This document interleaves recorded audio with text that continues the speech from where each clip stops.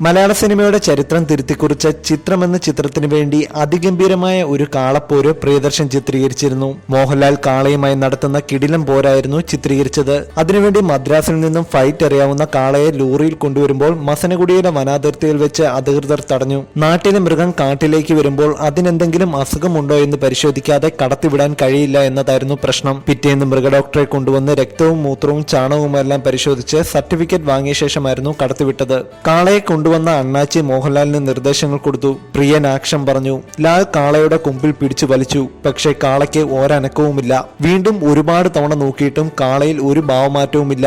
ഇതിനിടയിൽ കാളക്കാരൻ കാള അനങ്ങാൻ വേണ്ടി അടവുകൾ പലതും പയറ്റി നോക്കി. ഒരു രക്ഷയുമില്ല. 2 ദിവസം കൊണ്ട് കാളയ്ക്ക് വേണ്ടി ഒരുപാട് പണം ചിലവായ കാര്യം പറഞ്ഞ് പ്രിയൻ കാളക്കാരനോട് ശുഭിതനായി.